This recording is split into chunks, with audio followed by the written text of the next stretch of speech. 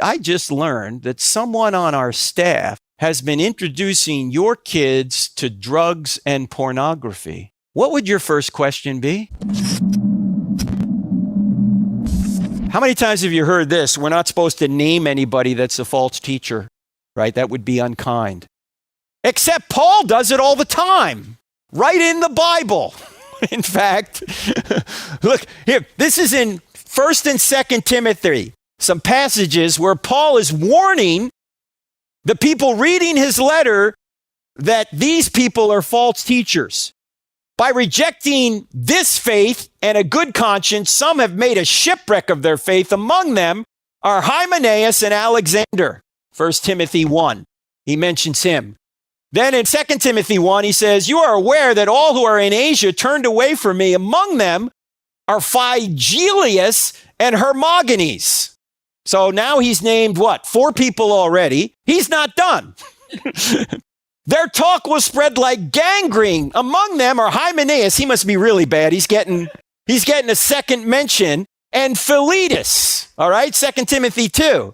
How about in 2 Timothy 4, his last chapter? Demas, in love with this present world, has deserted me. So here Paul names 6 people. One guy he names twice as being a false teacher. Here in Charlotte, there's a church called Central Church of God. Some of you may go there. It's a church been a long time. This is the pastor, Loran Livingston. Loran has been the pastor there for more than 40 years. I think it's 45 years now. And he's an old Southern preacher. He'll walk all over that congregation and he will just tell them the truth. Well, about 10 years ago, he one Sunday was preaching about some of these Word of Faith preachers like Kenneth Hagin and Copeland and all these names, and people didn't like that he was naming names. So they emailed him that weekend. And the next Sunday he got up there and he said, well, I got some email from you guys this week that you didn't think I ought to be naming names of false teachers. In fact, some of you said, hey, don't name names, just preach Jesus. And so he said, okay, well, let's suppose I walked out here today and I said, I just learned that someone on our staff has been introducing your kids to drugs and pornography. What would your first question be? Who?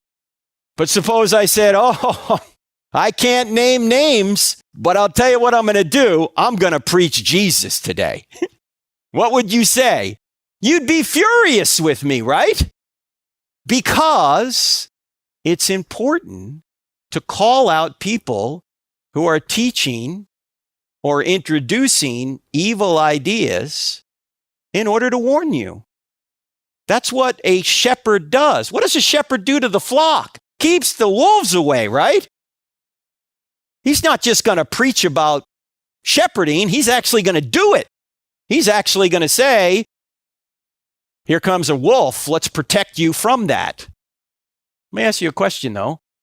And by the way, just last week, he said the same thing. He started calling names out of these false teachers.